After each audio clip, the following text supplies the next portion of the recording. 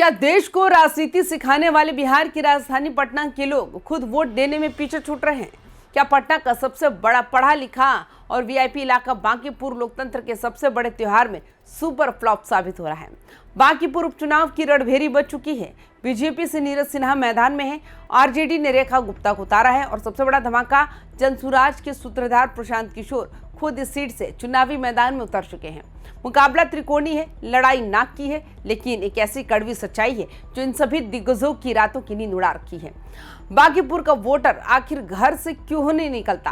क्यों इस VIP seat पर जीत से ज्यादा चर्चा शहरी मतदाता उदासीनता यानी अर्बन एपैथी की हो रही है? आज के स्पेशल पॉलिटिकल बुलेटिन में हम आंकड़ों के साथ चीरफाड़ करेंगे। इस बार बांकीपुर में बाजी कौन मारेगा और क्या प्रशासन इस बार पटना के लोगों को घरों से निकाल पाएगा? वीडियो को आखिर तक जरूर देखिएगा, क्योंकि जो आंकड़े हम आपको दिखाने जा रहे हैं वो आपको और भी चौंका देंगे। नमस्कार, आप देख रहे हैं वाईबीएन बिहार झारखंड। मैं हूं आपके साथ मुदिता त्रिपाठी। चलिए सबसे पहले आपको वो आंकड़े दिखाते हैं जिन्हें देखकर आप भी सोच में पड़ जाएंगे, क्या सच में ये बिहार की राजधानी है?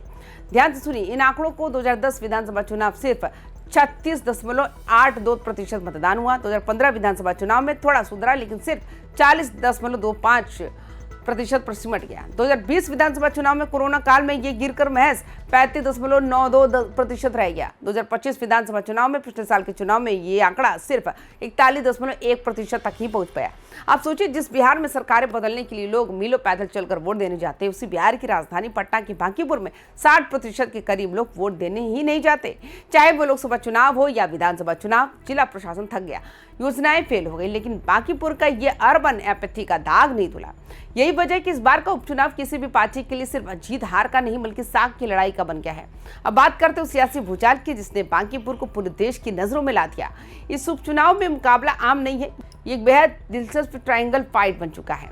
भारतीय जनता पार्टी ने इस सीट पर अपनी पकड़ मजबूत रखने के लिए नीरज सिन्हा को मैदान में उतारा है। बीजेपी के लिए ये सीट हमेशा से प्रतिष्ठा का विषय रही।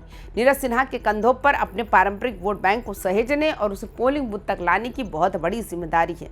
राष्ट्रीय जनता दल ने रेखा गुप्ता पर दांव खेला है। आरजेडी इस बार बांकीपुर के शहरी समीकरणों को भेदने की पूरी कोशिश में है। रेखा गुप्ता लगातार जनता के बीच जा रही हैं और बदलाव के नाम पर वोट मांग रही हैं, और इस लड़ाई को सबसे ज्यादा रोमांचक बना रहे हैं जनसुराज के सूत्रधार प्रशांत किशोर।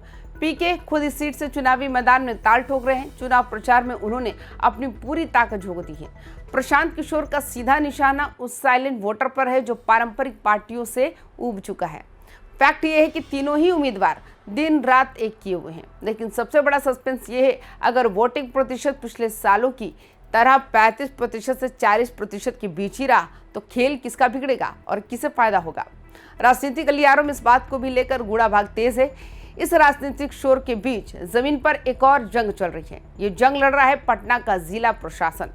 बांकीपुर में मतदान प्रतिशत बढ़ाने के लिए डीएम कुंदन कुमार ने खुद कमान संभाल ली है। प्रशासन इस बार अर्बन एपैथी के इस चक्रव्यूह को तोड़ने के लिए आर पार के मूड में आ चुका है। प्रशासन के स्वीप कोषांग ने इसके लिए एक खास 7 दिवसीय जागरूकता कार्यक्रम तैयार किया।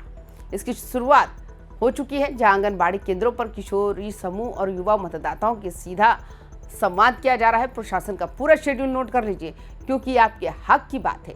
21 जुलाई को परिवार संपर्क दिवस मनाया जाएगा। इसके तहत बीएलओ, जीविका दीदियां और आंगनबाड़ी सेविकाएं सहायिका बांकीपुर के हर एक घर में दस्तक देंगी, मतदाता पर्ची सौंपेंगी और लोगों को वोट देने के लिए मनाएंगी। 22 जुलाई को पटना की सड़कों पर एक विशाल स्कूटी रैली निकाली जाएगी ताकि युवाओं और महिलाओं को जागरूक किया जा सके। 26 जुलाई को समाहरणालय परिसर में एक भव्य चौपाल कार्यक्रम होगा, जिसमें शाम को रंगोली प्रतियोगिता होगी और लोगों को मतदान की शपथ दिलाई जाएगी। डीएम कुंदन कुमार ने साफ कहा है कि इस बार घर घर जाकर हर एक वोटर से अपील की जा रही है वे लोकतंत्र के इस पर्व में अपनी हिस्सेदारी निभाएं।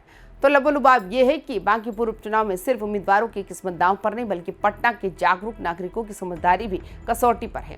नीरज सिन्हा, रेखा गुप्ता और प्रशांत किशोर में से जनता किसे चुनेगी ये तो आने वाला वक्त ही बताएगा, लेकिन सबसे बड़ा सवाल ये है, क्या बांकीपुर इस बार 41% के उस पुराने रिकॉर्ड को तोड़कर एक नया इतिहास रचेगा?